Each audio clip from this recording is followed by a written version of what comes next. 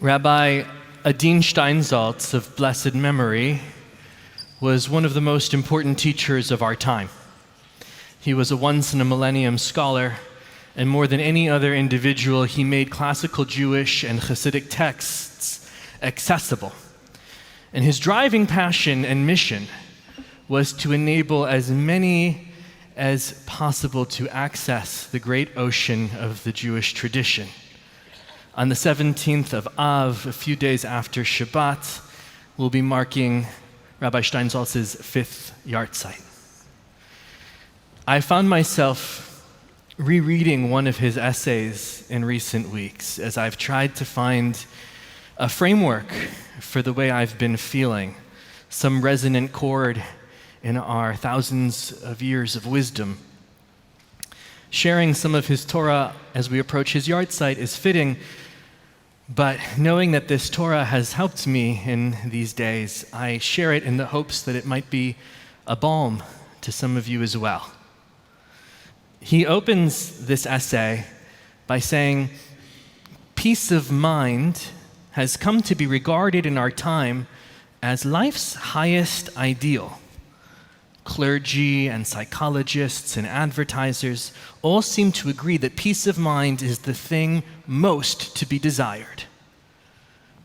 And, of course, all of them are prepared to provide it." It reminds me quite a bit of a line from the classic film The Princess Bride, where we are told, "Life is pain, and anyone who says differently is selling something."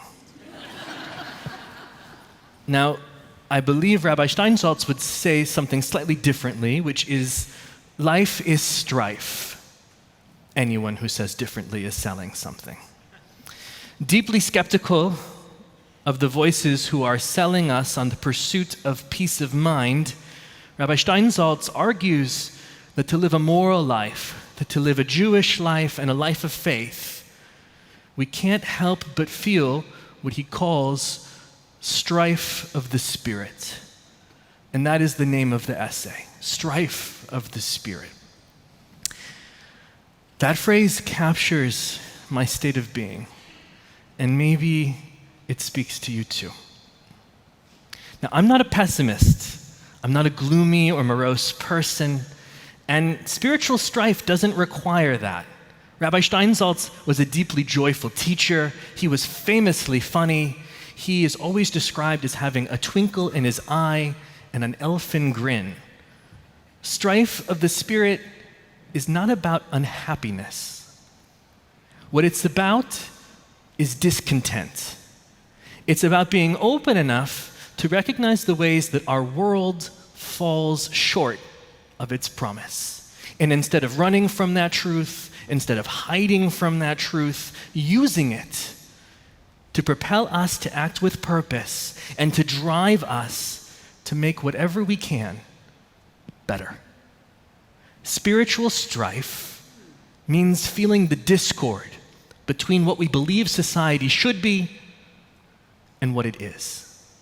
It is the appropriate response to our world, Rabbi Steinsaltz suggests, if we're really paying attention.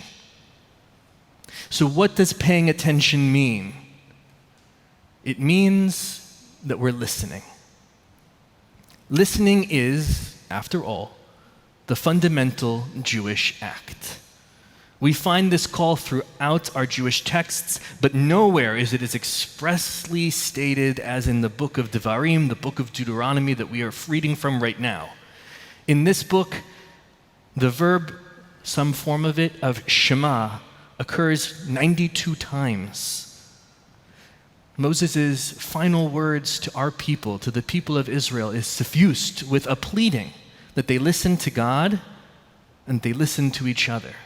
And this week, of course, in Torah, we receive the quintessential Jewish declaration of faith, Shema Yisrael, Adonai Eloheinu, Adonai Echad.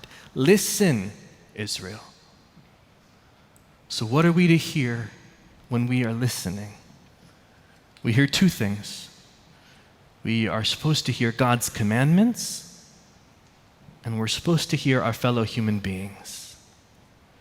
And when we hear these two things, it leads to strife of the spirit.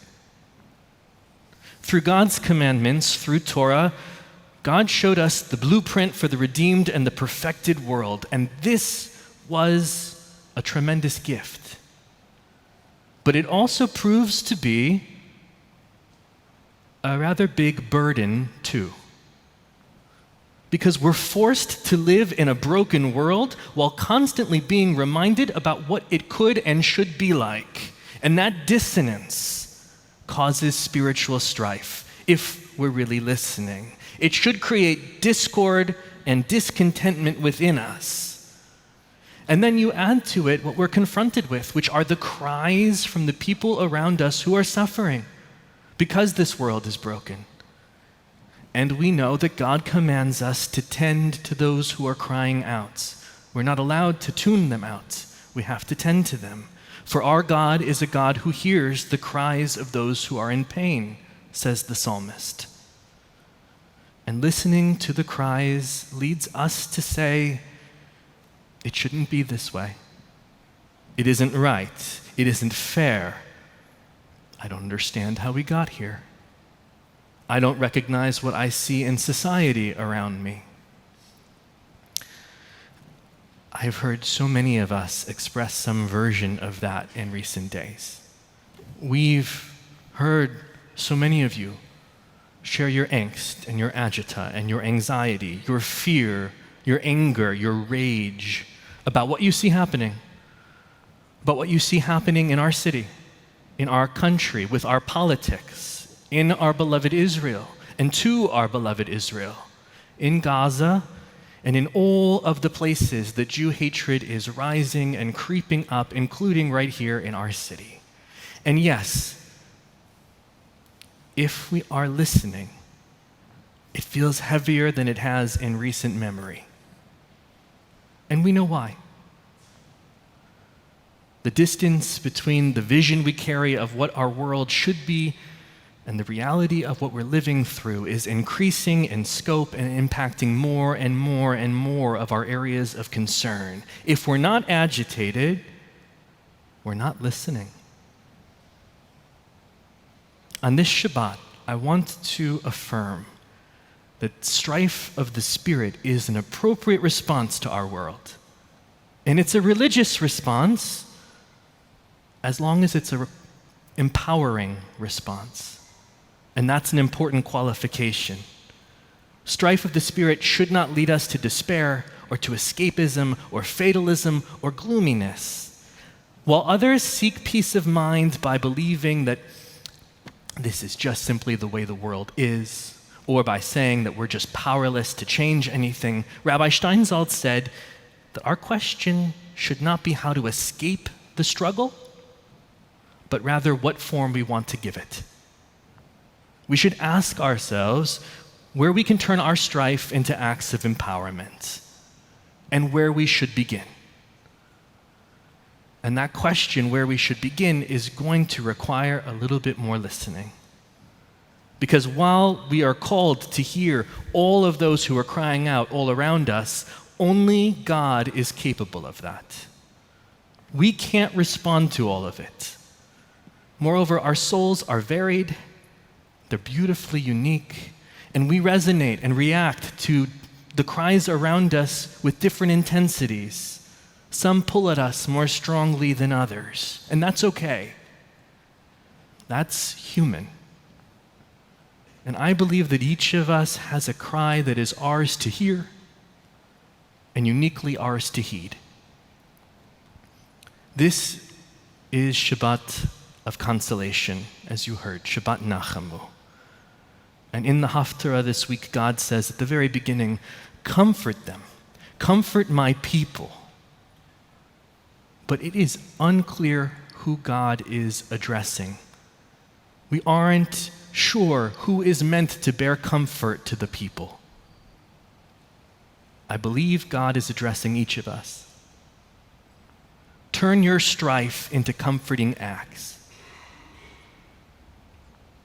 Let's listen for the cry that strikes our hearts uniquely and that we feel we can tend to and console.